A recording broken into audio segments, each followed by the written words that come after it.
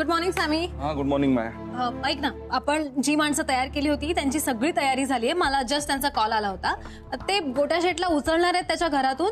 फक्त आपल्याला एकच कॉल घ्यायचा आहे की त्याला उचलून राधिका समोर बंगल्यात न्यायचंय की इथे आणायचं. हा कॉल आपल्याला घ्यायचा आहे सॅमी, आपल्याला. असं म्हटलं मी आताच. तर तुझं लक्षच नाहीये, रिव्हर्ट का करत नाहीयेस? सॉरी सॉरी सॉरी माया, मी काहीच ऐकलं नाही तुझं. म्हणजे माझं लक्ष नव्हतं नीट. कारण ना सकाळपासून राधा फोनच उचलत नाहीये यार माझा. किती वेळा फोन केला. म्हणजे राधा जनरली माझा फोन उचलत नाही असं होत नाही, किंवा उचलला नाही तर ती लगेच 5 मिनिटात कॉल बॅक करते. यापैकी काहीच होत नाही. त्यामुळे मला कळतच नाही तिथे नेमकं काय चाललंय. अरे बापरे, असं झालं काय? हे खूप मोठी गोष्ट आहे का? तिच्या आजूबाजूला कोणीतरी असेल ना, त्यांना कॉल कर. श्रेयस वगैरे कोणाला तरी. काय मोठं सुचल्यासारखं सांगतेस ग तू. मी श्रेयस पण फोन उचलत नाहीये ना माझा. बरं, त्यात गुरु कालपासून गायब आहे ते काही कळत नाहीये. म्हणजे त्याने काही अजून गोंधळ वाढवला नाहीये ना, ते सुद्धा काही कळत नाही. त्याचं एक टेन्शन.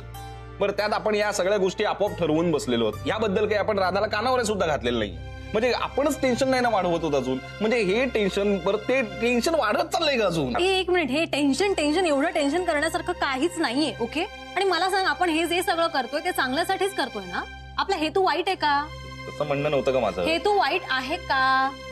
नाही. झालं तर मग टेन्शन घेऊ नकोस प्लीज. रिलॅक्स हो, रिलॅक्स हो. तू म्हणतेस ते पण बरोबर आहे. आता काय परत फोनकडे बघत बसलाय? म्हणजे एकदा बोलणं झालं असतं राधाशी तर मला बरं वाटलं असतं ग. तिच्याशी एकदा बोललं ना की हलकं वाटतं मला, म्हणून.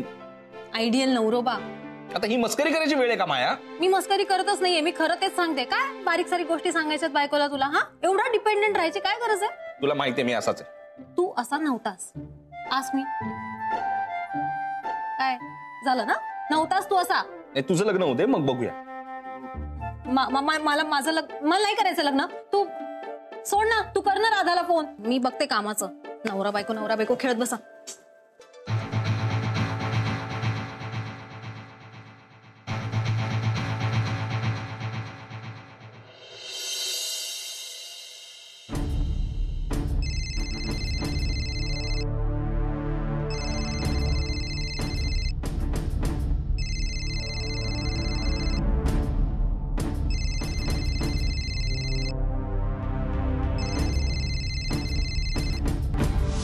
मला म्हणलं होतं मी, हे तुमची फॅक्टरी मी जमीनदोस्त करणार, खास पद्धतीनं करणार आहे मी. खास पाहुणा आणलाय मी त्याच्यासाठी.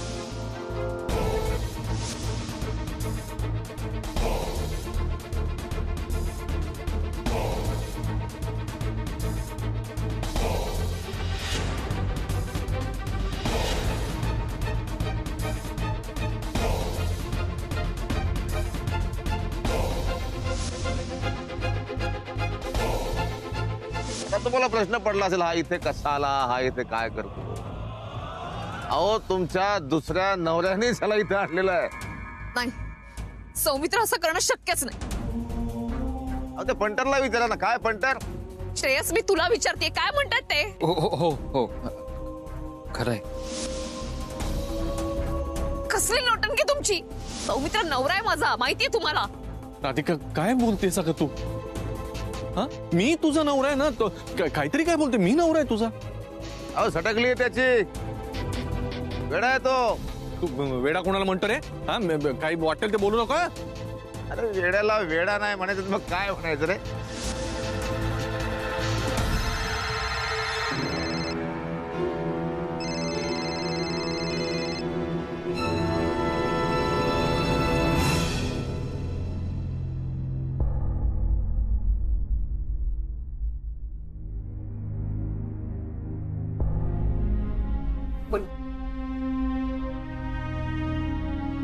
वहिनी, आम्ही चुकलो.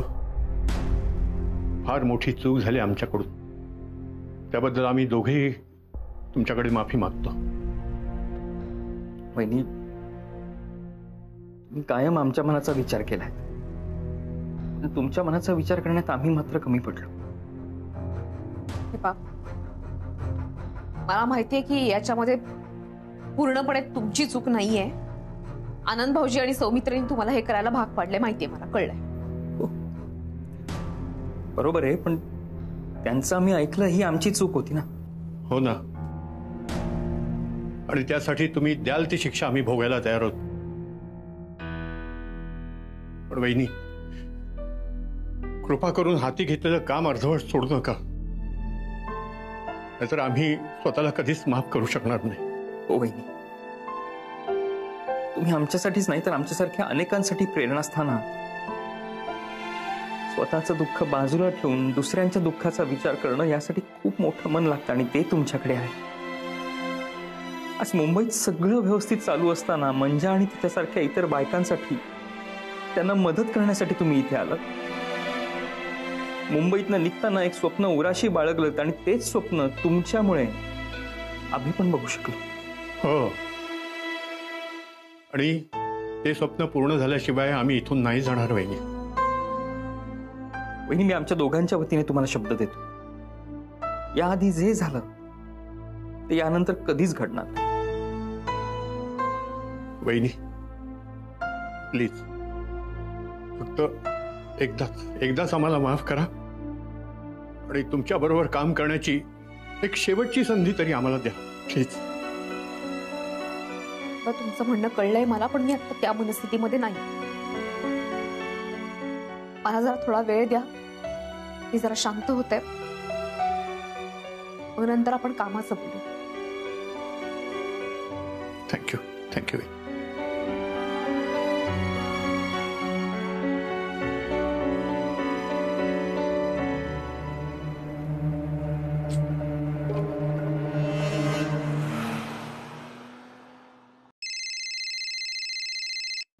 सामी, आनंदचा फोन आहे.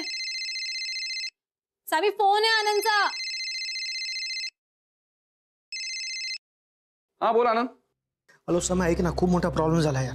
काय झालं जेनीला? म्हणजे काय डॉक्टर काय म्हणाले का? नाही, जेनीला काहीच नाही झालंय.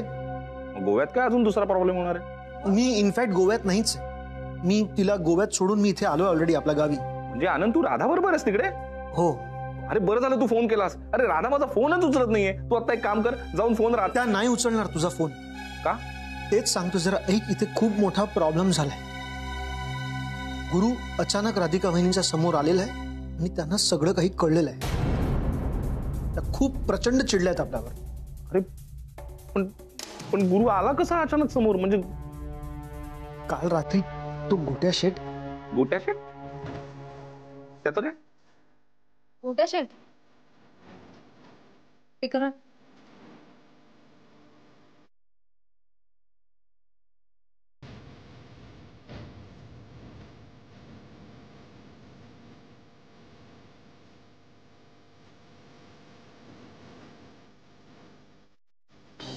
त्या गोट्या शेटला ना सोडणार नाहीये मी.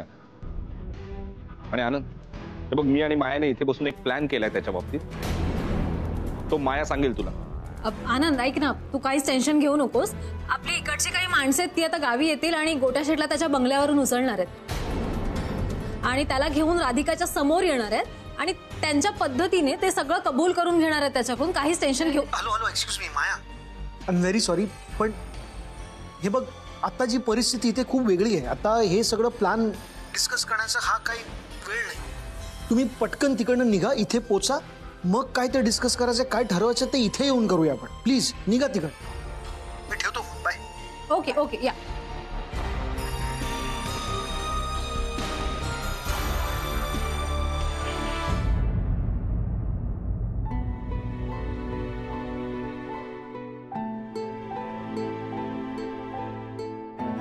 सर, म्हणजे मला असं वाटतंय की समजा तुम्हाला फेक कॉल आला ना, मग तसाच फेक कॉल मायालाही येऊ शकतो. बरोबर बोलतोस, शक्यता नाकारता येत नाही. हा, आणि मुळात मला भीती काय वाटते की आपल्याला फेक कॉल येणं ठीक आहे, पण एसबी कंपनीमधनं मायाला फेक कॉल येणं म्हणजे त्या गोट्या शेट पर्यंत सगळ्यांची माहिती आहे. डेंजर आहे तो माणूस. बरोबर बोलस, खरंच तो डेंजर आहे. आता राधिका वहिनी आपल्या सगळ्यांना खूपच सावध राहावं लागणार. हो ना. तू काय करतोयस इथे? चल बरं. इथे काय करतोय म्हणजे? अरे शाळेला नाही जायचं का तुला? अहो, माझं लग्नाचं वय, शाळेत काय? अथर्व, बास झाला. हे नेहमीच झालंय तुझं. रोज शाळेला उशीर करतो आणि हे असली काहीतरी फालतू बडबड करत बसतो. चल बरं, शाळेला उशीर होतो. चल. गुरुनाथ, बाबा तुम्ही मध्ये बोलू नका. नाही, दरवेळेस झालंय. मी काही बोलायला गेलो त्याला की तुम्ही लगेच आजोबा म्हणून मध्ये येता आणि त्याचे लाड करायला सुरुवात करता. हे बघा, हे मी अजिबात चालून घेणार नाही. तो दरवेळेला असंच करतो, टाइमपास करतो, शाळेला बुट्ट्या मारतो आणि घरी हे असलं काहीतरी कार्टून बघत बस, टाइमपास कर, हे दरवेळेचं झालंय त्याचं. तू चल बरं आधी. गुरुनाथ, काहीतरी गैरसमज होतो. मी बाबा नाहीये. हो, तुम्ही बाबा नाही, मित्र आहात त्याचे, सगळं मान्य आहे मला. पण बाबा, तुम्ही माझ्या बाबतीत जसं वागलात ना तसं त्याच्या बाबतीत वागत नाही आता. हा, मला कसं लहानपणी एक दिवस शाळेला बुट्टी मारली तर एवढं सडकावून काढलं होतं. याच्या बाबतीत काय केवढे लाड करते त्याचे? ते काही नाही. हे बघ अथर्व, आज शाळेत जायचं, दांडी अजिबात मारून चालणार नाही. हा, आणि तू शाळेत गेलास ना की बाबा तुझ्यासाठी आपल्या पाठीतली संत्री घेऊन येणार आहेत, हो की नाही? नाहीतर दरवेळेला तुम्ही आणि आई याला ना शेफारून ठेवलंय चांगलंच. अजिबात शिस्त राहिलेली नाहीये. चल तू आत्ताच्या आत्ता हे दप्तर भर, चल शाळेमध्ये चल. मी अथर्व नाहीये, मी श्रेयस आहे सर. वा वा, छान. हा, मागच्या आठवड्यात भलतेच होते कोणीतरी साहेब. हा, कुठला तरी सुपर हिरो होता. हे बघ, हे सर मॅडम आहे ना, हे सगळं शाळेत जाऊन करायचं, कळलं? उशीर होतो रे बाबा, तू काय टाइमपास करतोय? चल भर बरं दप्तर, चल लवकर. बर बर, मी अथर्व आहे, तुमचा मुलगा. बोले बाबा, आता आवला तुम्ही. आईने बघितलं ना तर ओरडेल तुम्हाला, आवला आवला पटापट. अरे हो रे, पाहिलं ना, याच्या नादात ना माझं पण आवरणं राहतं. चल मी पटकन वॉशरूमला जाऊन रेडी होतो. तू हे आत्ताच्या आत्ता दप्तर भरा परत, नाहीतर तुझी आई येऊन आपल्याला सगळ्यांनाच ओरडायची. हो, जरा ते बोबडं बोलणं बंद कर. आणि तुम्ही पण आवरा. चला मी वॉशरूमला जातो, पटपट आवरतो मी. ओके, चल आवर. घ्या वया पुस्तक, कपडे भरायला. कठीण आहे. की काय प्रकार आहे हा सगळा? खरंच वेळ लागलाय की हे मुद्दाम नाटक करतायत? नाही, पण नाटक करत असते तर काल गोट्या शेटला का मारलं असतं? आणि नाटक नसलं तरी मला तरी का वाचवलं असतं यांनी? इथं त्यांची शत्रू आहे एक नंबरची. नाही, ते काही नाही. हे जे काही चाललंय ना त्याचा मला सोक्षमोक्ष लावायलाच हवा.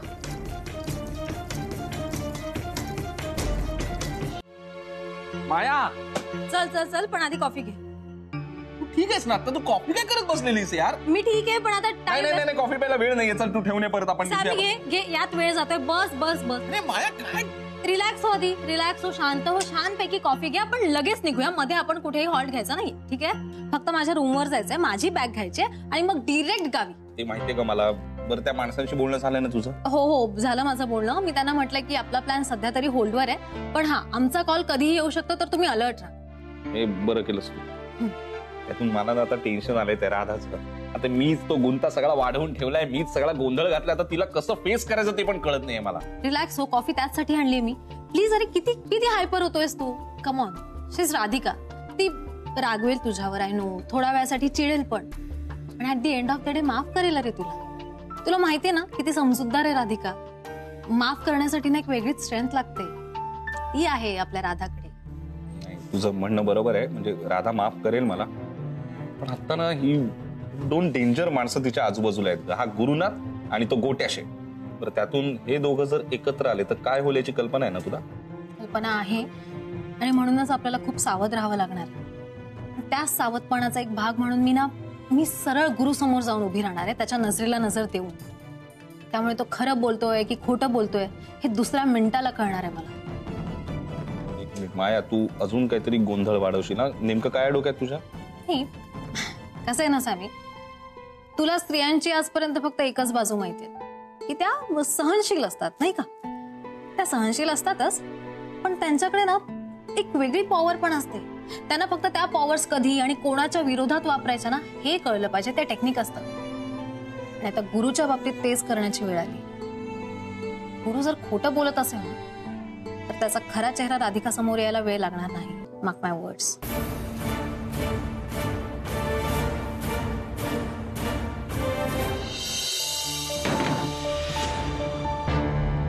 हे राधिका, तुम्ही इथे काय करताय? अरे म्हणजे काय, आता माझ्या बायकोच्या रूम मध्ये यायला मला काय परमिशन घ्यावी लागणार आहे का कोणाकडून? ओ, मी तुमची बायको नाहीये. काय यार राधिका, तू पण या सगळ्या लोकांसारखी बोलायला लागलीस आता. मी त्यांना सांगितलं ना तू माझी बायको आहे, तर मला वेडा म्हणतात ते. हे मला म्हणतात वेड लागलाय तुला, काहीतरी बोलतो, ही कशी तुझी बायको. आता तूही बोलायला लागली तर मग कसं होईल? झालं ना आतापर्यंत तुमच्या मनासारखं? बास ना आता, जा ना, जा इथनं निघून. नाही ना झालं सगळं मनासारखं राधिका. मला बाकी सगळं मिळालं असेल पण तू नाही ना मिळाली राधिका. मी खरं सांगतोय, मला जर तू मिळाली नाहीस ना तर मी कोणाचा जीव घ्यायला पण मागे पुढे बघणार नाही मी. बास झाली ना तुमची नाटकं. निघा आता इथनं, इथून निघा, या गावात निघा. मला माझं काम करू द्या प्लीज. निघा.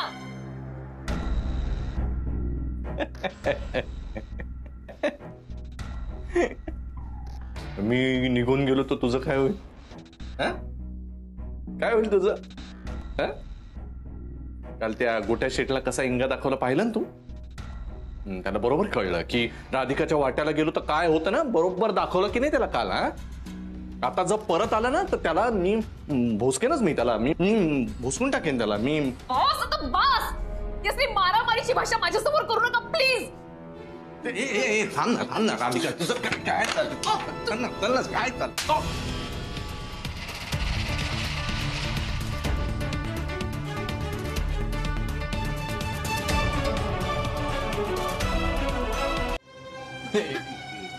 राधिका काय किती चिडतेस? राधिका सौमित्र बनहट्टी. नाही अशी बघू नकोस.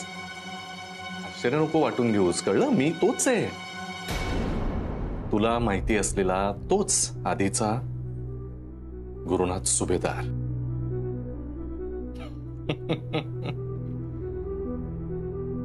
वेडबीड नाही लागलेलं मला. या बाकी सगळ्यांना वाटत असेल पण तू नीट ओळखतेस मला. ऍक्च्युली तू मला ओळखून आहेस.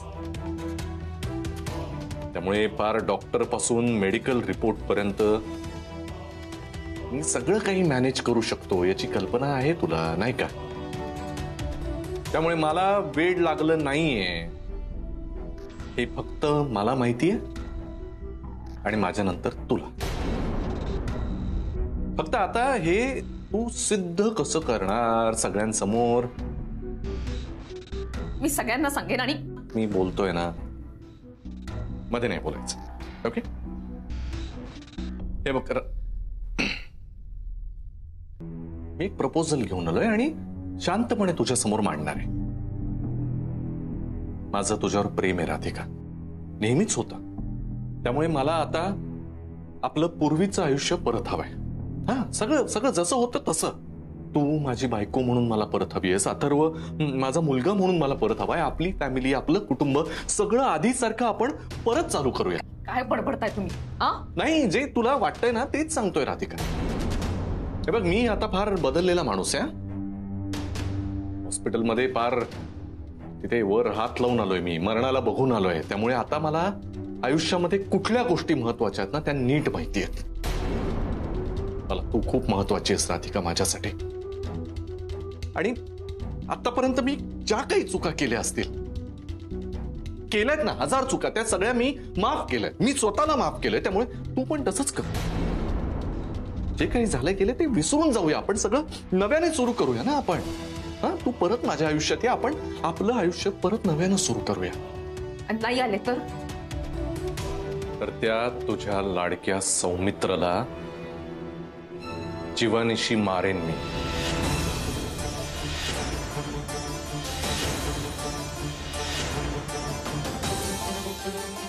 भोसकेन त्याला, भोसकेन.